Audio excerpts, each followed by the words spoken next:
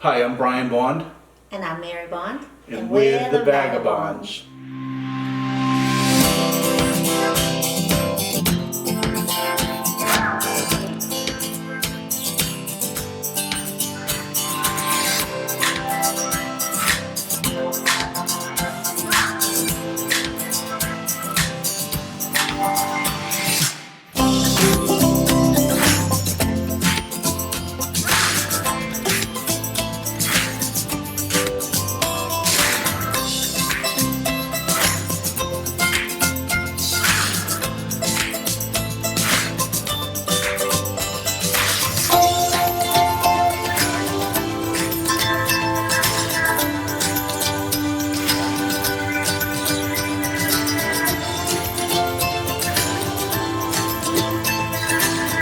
Well, we've been married for 30 years and we have a daughter, Samantha, and a son, Brian. Yeah. And they're, I don't know, 29 and... And we finally got them out of the house, Yes, right? we did. So we've, Samantha, probably been out for a year and a half, 2 years now, right? She's got a 5-year-old son, how many months? He's 4 months. 4-month son, Colton and Logan, and she's married to Yuli. Yep. Our son, Brian, he's in the chemical engineering program. He'll graduate this May. And he has a wonderful girlfriend named Alicia who just became an RN. And Brian moved out of the house probably 5 months ago. We'll call it 5 months ago. And so, we decided we better sell quick before they move back in, right? So I've been a self-employed electrician for 32 years. I run a small electrical contracting company, and we own some commercial real estate. And well, I right out of high school became an X-ray tech, went to college, got married, had 2 kids. Then I stayed home for 10 years, which was awesome. And then I decided to go back to work. I work at a doctor's office. I did want to chat about, my involvement with the kids, and growing up, coaching a lot of youth sports and getting involved with the community, whether I'm on the planning board, the housing board, community preservation, different boards getting involved. We've always been pretty busy, right? Mm-hmm. When the kids got older, we were kind of like, okay, what do we do? Right after sports on the weekends, it's filling up the time, and so what did we start doing? Well, I think we just started hiking, and we always hiked a little bit, right? But then all of a sudden we became really addicted to hiking. Yes. And to a point where, there's all these lists up in we would hike every weekend, and there was always a list, so we could, we hiked the 4,000 footers of New Hampshire. We did the Highest. the 67 New England, yeah. New England 4,000 footers, and then you got the 100 highest of New England. The list just goes on, and the most recent list that we completed was the big list called The 500 highest. the New Hampshire 500 highest, and a lot of those are what we call bushwhacks. They're trailless hikes, and you've got to figure out how to get from point A to point B. They're rough. They can be rough. They can be pretty rough, pretty nasty. Map, compass, GPS. I like a trail better. She likes the trail better, but I like the adventure of being out in the middle of nowhere that they're nobody's good ever too. gone, Yeah. right? We've had a couple pretty tight experiences where we ran into some wildlife, right? Yeah. Why don't you tell the folks about that? The bear? The bear. Well, I don't like to talk about that. It's scary. Well, we were hiking up the trailless. It was like a logging cut, I guess. And we stopped to look at the GPSs, see if we were on the right track. And so we were very quiet, and I could hear rustling. And I just ignored it, and I kept looking, and then I kept hearing it, and then I could see the black formation. Of course, my mind went to moose, and I'm telling you, it's a moose. And then, you saw the baby bear go up a tree. I didn't see that. And then I think the mother bear was standing there, and she was, peeking around. I thought she was going to come out at us. But Right, so what did I do? I knocked her down and I ran because obviously, you don't have to be the fastest one in the woods. You just can't be the slowest, and she's much faster than me, so. But no, yeah, obviously we didn't do that, but all kidding aside. So we just kind of backed away slowly and went on our way, and the bear let us go. But, actually last year we saw 3 moose in the woods, which is really exciting.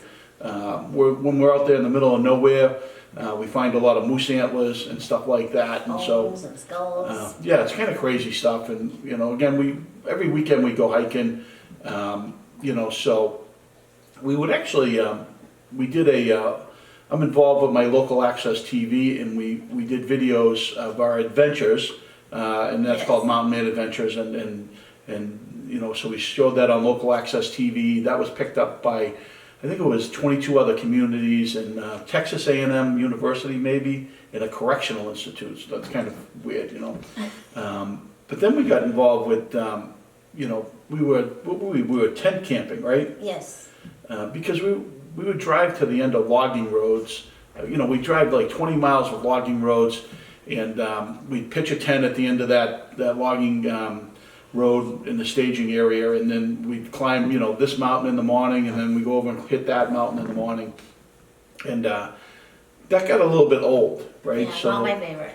Right, not your favorite. So I decided at that time to get a truck camper, and I mentioned that to you. And I was like, no way. Not happening. Not happening, right? So, but the truck camper was really nice. It's called Yeah, Arctic Fox Arctic first. Fox, right? So we could take this truck camper anywhere, nice 4-wheel drive truck, put the truck camper on the back, it had all the amenities that we needed, a little bit of a tight space, It's but it really worked, and we were basically weekend warriors, right? Yeah. And so that worked out for us really well. And And then I wanted a bigger one. then she wanted a bigger one, so we ended up trading that in, and we got one with 3 slides, king-size bed. It had, Very nice. it had everything, generator, solar system. It was like really, really nice. Much bigger, a little bit tougher taking down those logging roads. And if you needed to do a 3-point turn, yeah, that was a little bit scary. But it was great. It really got us into the bug of getting out there and Yeah. camping and stuff like that. And we made a few trips throughout the country, right? Well, the first one we went to was the Smoky Mountains. Not with the truck camper, but that was nice to see another area of mountains. And then we did Glacier, which was awesome. We did a backcountry hike.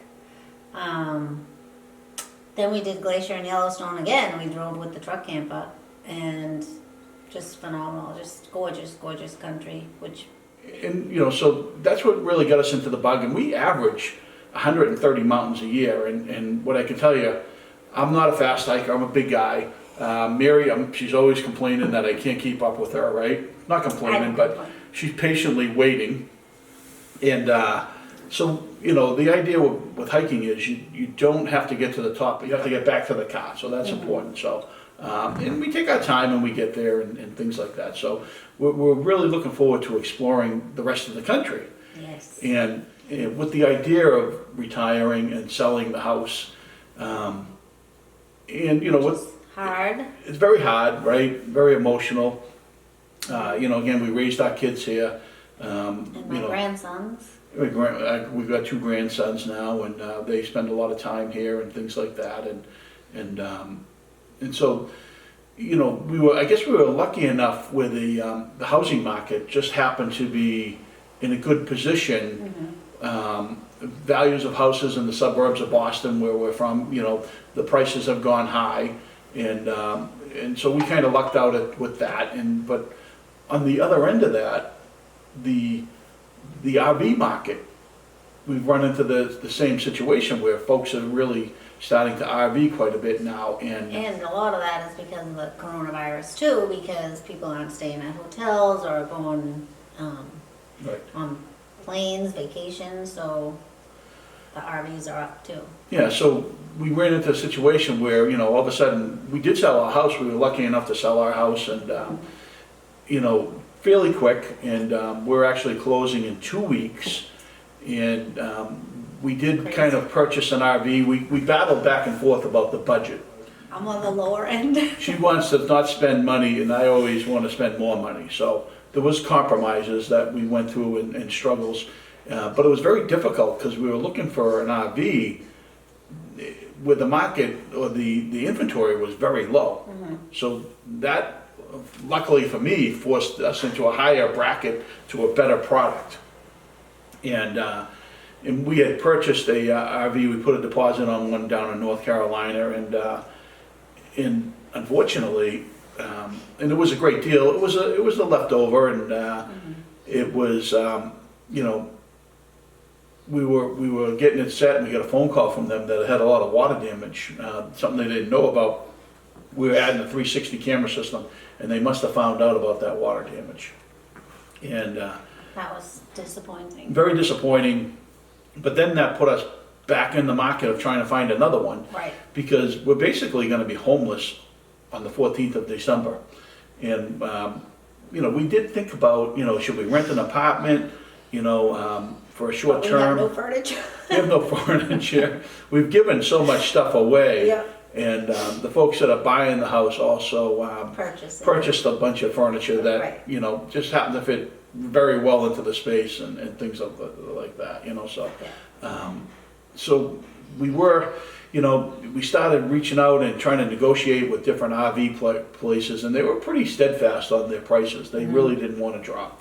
And we probably spent more than, I know we spent more than Mary wanted to. So we did find another coach, and it's actually a year newer.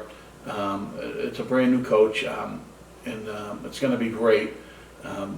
That we found down in Texas. Oh, yeah. So we're excited about Driving to that. Texas. Yes, you know, we talked about YouTube. We're We're gonna, gonna have a little show? yeah, we're gonna document our adventures and then share that with you folks. And I do see a lot of other, and that's how we did a lot of research. We watch a lot. We watch a lot of YouTube stuff, and we really appreciate you folks out there that have done this before us, because, Right. you know, you kind of give us the ideas of where we should go, products we should use.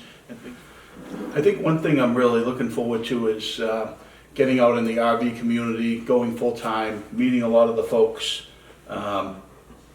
We've been talking about it for so long and watching, but just like leaving the sticks and bricks and, you know, making it seem like this is doable and hopefully Right. we'll love it. I Yeah. think we will.